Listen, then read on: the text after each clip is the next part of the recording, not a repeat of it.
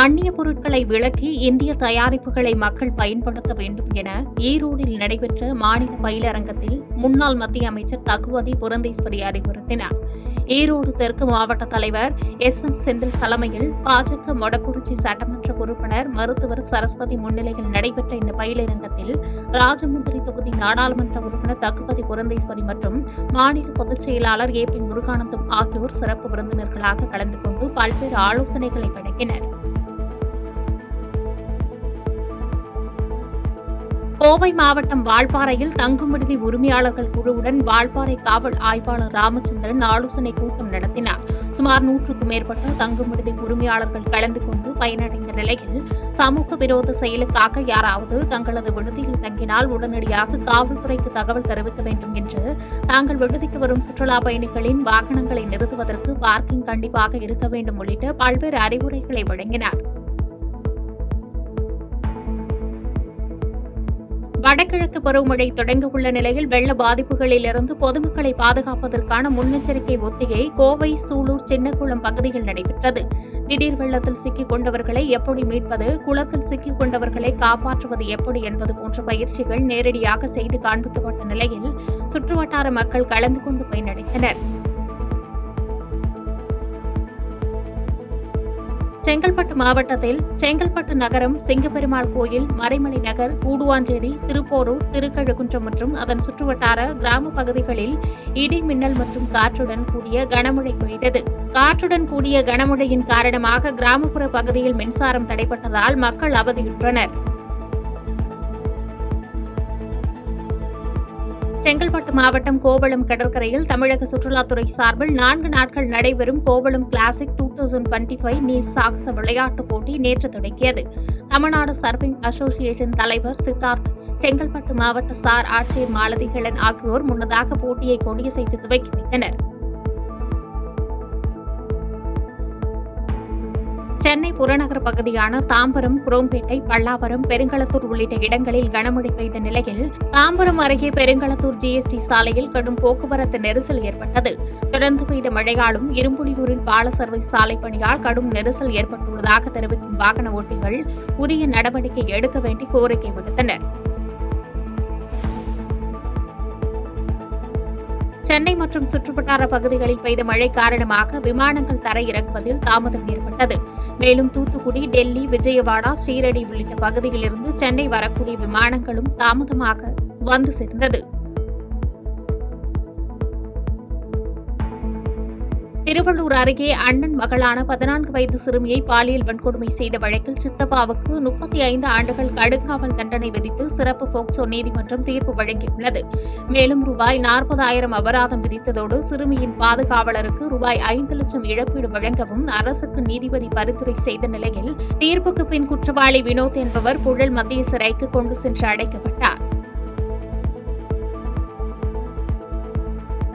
திருவள்ளூர் அடுத்த செவ்வாய்ப்பேட்டையில் தனியார் திருமண மண்டபத்தில் நடைபெற்ற முகளுடன் ஸ்டாலின் திட்ட முகாமை பூவிருந்தமல்லி சட்டமன்ற உறுப்பினர் கிருஷ்ணசாமி தொடங்கி வைத்து பார்வையிட்டார். மகளிர் உரிமைத் தொகை பெற விண்ணப்பம் பூர்த்தி செய்து கொடுக்க பெண்கள் 1000க்கும் மேற்பட்டோர் என சுமார் 2000க்கும் மேற்பட்ட மக்கள் பங்கேற்று பயன்பெற்றனர். திருவள்ளூர் மற்றும் சுற்றுவட்டார பகுதிகளான பெரியகுப்பம், பூண்டி உள்ளிட்ட பகுதிகளில் கனமழை பெய்தது. கிட்டத்தட்ட 1 மணி நேரத்திற்கு மேலாக கனமழை கொட்டி தீர்த்ததால் வாகன ஓட்டிகள் மிகுந்த சிரமம் அடைந்த நிலையில் குளிர்ச்சி நிலவியதால் பொதுமக்கள் மிகுந்த மகிழ்ச்சி அடைந்தனர். பெரம்பலூரில் குடியிருப்பு பகுதிக்குள் நுழைய முயன்ற கண்ணாடி விரியன் பாம்பை தீயணைப்புத் துறையினர் பத்திரமாக மீட்டனர்.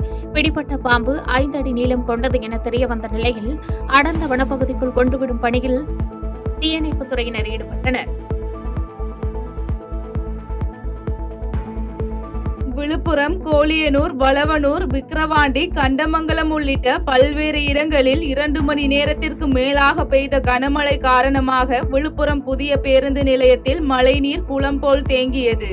இதனால் பேருந்து ஓட்டுநர்கள் சிரமத்திற்கு உள்ளான நிலையில் மழையின் காரணமாக குளிர்ச்சியான சூழல் நிலவி வருகிறது.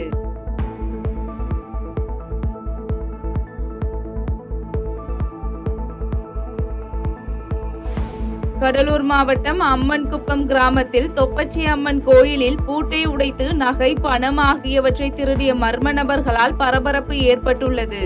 மேலும் சுற்றுவட்டார பகுதியில் கோயில் திருட்டு சம்பவங்கள் அதிகரித்து வருவதால் அச்சமடைந்த மக்கள் போலீசார் இதுகுறித்து விரைந்து செயல்பட்டு நடவடிக்கை எடுக்க வேண்டும் என வலியுறுத்தியுள்ளனர்.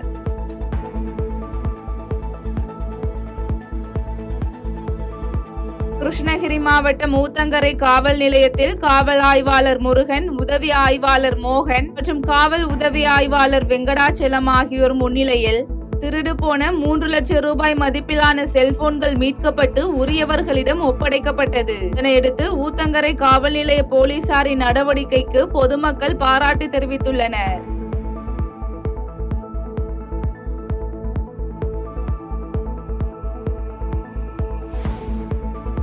திருவண்ணாமலை மாவட்டம் செய்யாற்றில் அதிகரித்து வரும் நீர்வரத்து காரணமாக பொதுப்பணித்துறையினர் வெள்ள அபாய எச்சரிக்கை விடுத்துள்ளனர். மேலும் ஜவ்வாது மலையில் பெய்து வரும் தொடர் மழை காரணமாக குப்பந்தம் அணையில் இருந்து தண்ணீர் திறக்க வாய்ப்பு உள்ளதால் செய்யாற்றின் கரையோரம் உள்ள மக்கள் பாதுகாப்பான இடத்திற்கு செல்லவும் பொதுப்பணித்துறையினர் அறிவித்துள்ளனர்.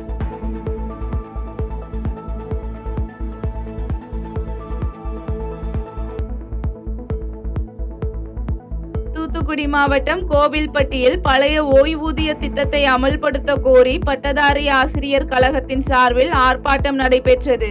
மேலும் பட்டதாரி ஆசிரியர் கழகத்தின் மாவட்ட தலைவர் ஆனந்தராஜ் தலைமையில் நடைபெற்ற இந்த ஆர்ப்பாட்டத்தில் பள்ளி கல்வித்துறையில் உள்ள காலி பணியிடங்களை நிரப்புதல், ஆசிரியர்களுக்கு பணி பாதுகாப்பு சட்டம் இயற்றுதல் உள்ளிட்ட கோரிக்கைகள் முன்னிறுத்தப்பட்டது.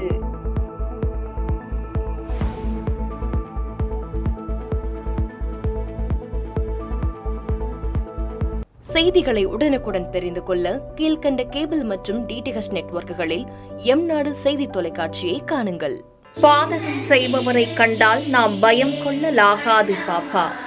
மோதி மிதித்துவிடு பாப்பா, அவர் முகத்தில் உமிழ்ந்து விடு பாப்பா. அண்மை செய்திகளை உடனுக்குடன் தெரிந்து கொள்ள இணைந்திருங்கள் எம்நாடு தொலைக்காட்சியுடன்.